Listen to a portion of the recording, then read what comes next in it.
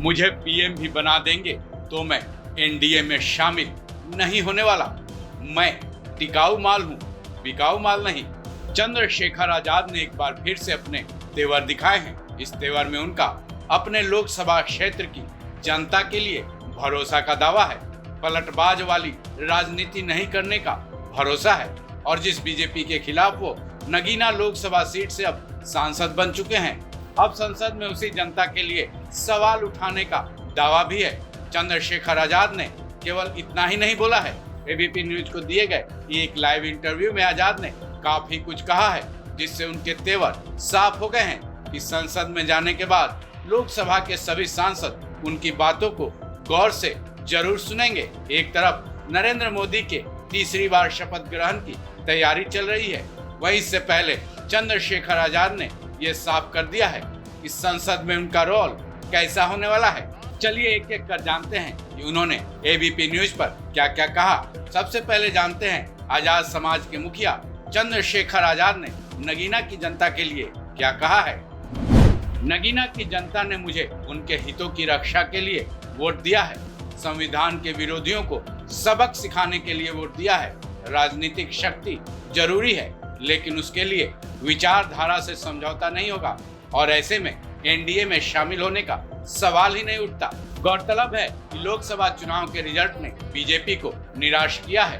हालांकि एनडीए की सरकार केंद्र में जरूर बन रही है। ऐसे में बीजेपी को मिले सीटों पर चंद्रशेखर आजाद ने कहा है, सत्ता दल अगर इतना अच्छा होता तो इतनी कम सीटें ना आती। ये एक हार जैसी है। सत्ता दल ने 400 का दावा किया था और जनता ने उन्हें कहां लाकर छोड़ा। अगर बीजेपी के शीर्ष नेता डैमेज कंट्रोल न किए होते तो उनकी सीटें 200 से भी कम रहती। आजाद समाज पार्टी अपने हितों के लिए काम करेगी। मैं पद प्रतिष्ठा के लिए राजनीति में नहीं आया हूँ।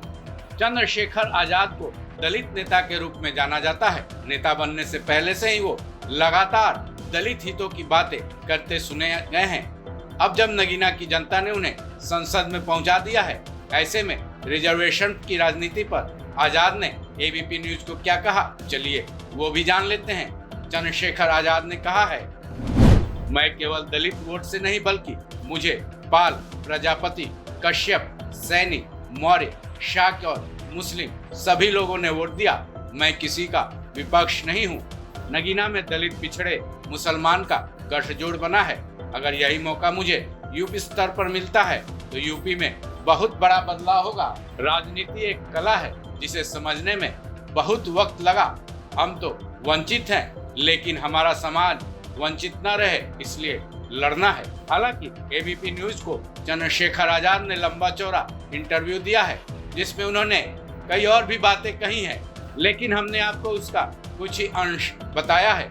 एबीपी न्यूज को दिए गए इंटरव्यू को देखकर क्या ये नहीं कहा जा सकता है कि आजाद समाज पार्टी के मुखिया का मोदी सरकार के साथ जाने, रिजर्वेशन और नगीना की जनता के प्रति अब तक तो सब कुछ साफ साफ है, लेकिन ये राजनीति है, इसमें कभी भी कुछ भी होते ही रहता है। ऐसे में चंद्रशेखर आजाद आने वाले फ्यूचर में क्या कुछ करेंगे, ये देखना बेहद दिलचस्प होगा। इस खबर में बस इतना ही। बाकी अपडेट्स के लिए जुड़े रहें वन इंडिया हिंदी के साथ।